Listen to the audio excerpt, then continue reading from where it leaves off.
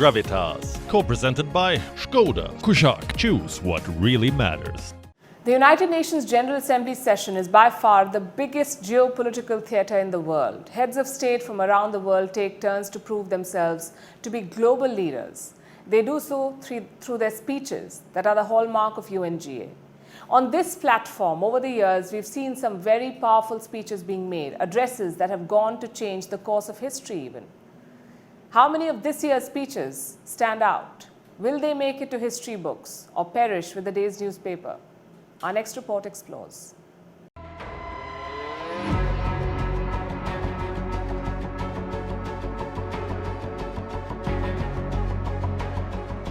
The 76th UNGA is still in progress. A diverse array of speakers from around the world are taking turns to prove themselves to be leaders. Even human rights. Global temperature 2020. Most of their speeches will not make the history books, but the remarks of some are going to make headlines for several days. Here's a look at 5 of them.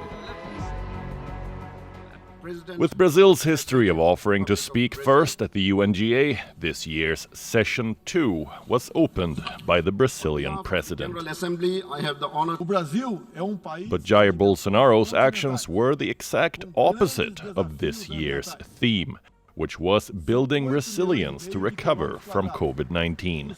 Mr. Bolsonaro arrived in New York unvaccinated, traveled through the city without masks, and enjoyed pizzas on sidewalks. What's worse, he promoted an alternative medication in his UNGA speech. We respect the doctor-patient relationship in deciding which medication to use and its off-label use. We do not understand why many countries, together with a large part of the media, have set themselves against the initial treatment. History and science will know how to hold everyone accountable. Biden Jr., President of the United States of America. Next to speak was US President Joe Biden. America, being the host of the UNGA, is always second to address the assembly. Biden's speech came on the heels of the debacle in Afghanistan. Naturally, he used it for damage control. Biden tried to reassure the audience. We are not seeking a new Cold War.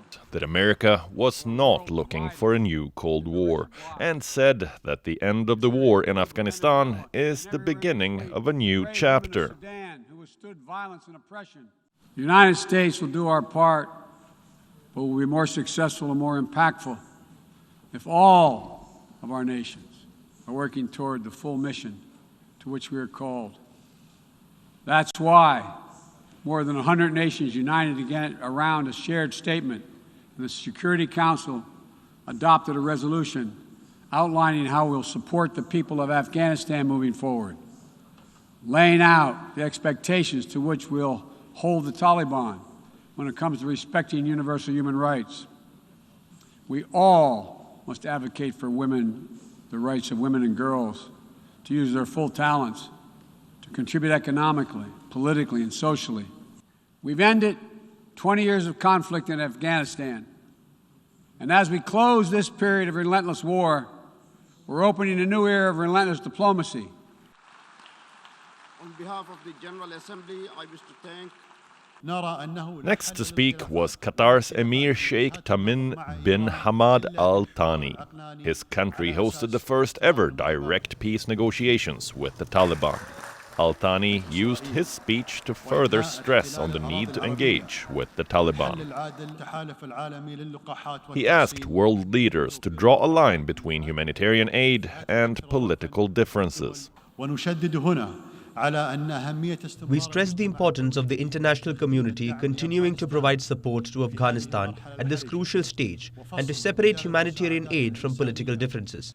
We also stress the importance of continuing dialogue with the Taliban, because boycotting only leads to polarization and reactions. As for dialogue, it can bring positive results.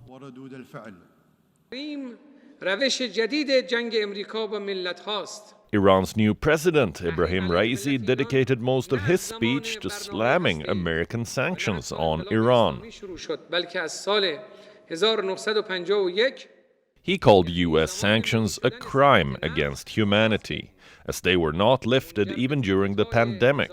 He also denounced American influence in West Asia, calling upon the United States to pull out its forces from the region and allow nations like Yemen, Iraq, and Palestine to make their own decisions.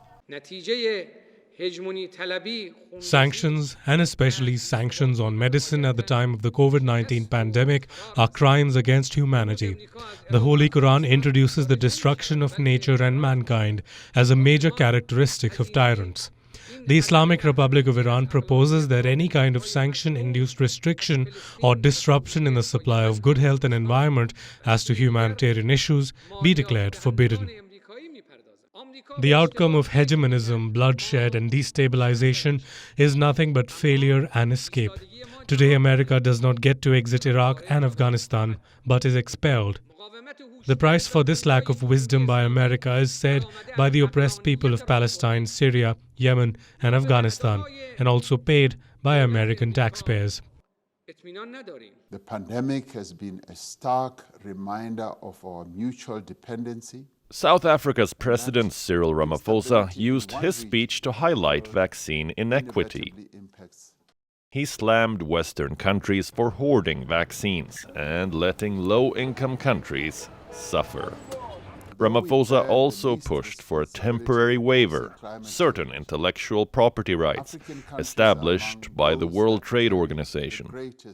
It is an indictment on humanity that more than 82% of the world's vaccine doses have been acquired by wealthy countries, while less than 1% has gone to low-income countries. Unless we address this as a matter of urgency, the pandemic will last much longer and new mutations of the virus will emerge and spread. Speeches are the hallmark of the UN General Assembly session. Throughout history, the world has listened to many of them. Some have resonated for decades. Some have even changed the course of history. How many of this year's speeches will live up to this reputation? We'll have to wait and watch. Bureau Report, WION, World is One. WION is now available in your country. Download the app now and get all the news on the move. Gravitas, co-presented by Skoda. Kushak, choose what really matters.